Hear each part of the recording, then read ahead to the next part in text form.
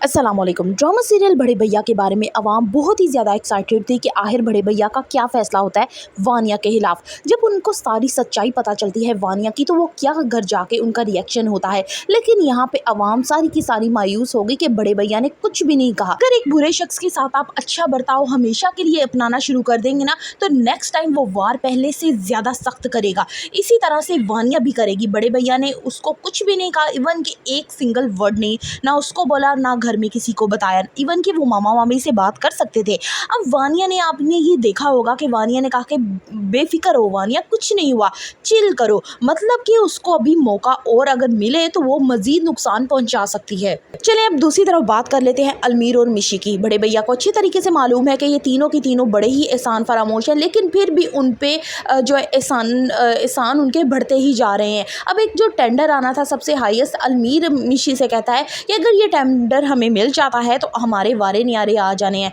अब यहाँ पे भैया की कंपनी जो पिछले 6 साल थे वो टेंडर ले रही थी, इस दफ़ा जानबूझकर खुद को उस दर से स्किप कर लेती हैं और वो टेंडर ऑटोमेटिकली जो है अलमीर को मिल जाता है। यहाँ पे उन्हें ये सोचना चाहिए था कि अलमीर को उसके पाँव पे खड़ा होने देते, उसकी कैपेबिलिटी देखते। मिशी और अलमीर तो खुद कहते हैं कि हमें काबिलियत मनवाने का मौका मिलना चाहिए। यहाँ पे कबीर उनको उनके हाल पे छोड़ देता, वो कितने पानी में हैं ये उनको भी पता चल जाता। अब दूसरी तरफ वो उनके ऊपर एहसानात करता जाता है और वो दोनों आकर जो है बदतमीज़ी भी करते हैं और साथ में जैसे मिशी कहती है कि मैं जाके देखना चाहती हूँ ये बड़े भैया का क्या रिएक्शन होता है। कबीर को अब ये सोचना होगा कि किससे कितने रवाबित रखने हैं। वानिया के मामले वो अपनी बीवी के साथ नाइंसाफ़ी कर रहा है। दूसरी तरफ अगर वो शुएब की मदद ना करता तो जो फरी है वो खुद चलकर भैया के पास आती, क्योंकि उसकी बेटी अमल की जो फीस है वो शुएब कभी भी अदा नहीं कर सकता था और शुएब खुद फरी से कहता कि तुम जाओ और बड़े भैया से सुलह करो। एक तरफ कबीर उनकी सारी डिमांड्स को पूरा कर रहा है बिना कुछ कहे और दूसरी तरफ उन्हीं से ही बातें भी सुन रहा है। ये चीज़ आवाम को बहुत बुरी लग रही है। शुएब कबीर से 20 लाख रुपया भी ले लेता है, अमल की फीस भी हो जाती है, फरी को वो कबीर के लिए बदगुमान भी कर देता है। अब देखना यह है कि कबीर को कब अकल आती है।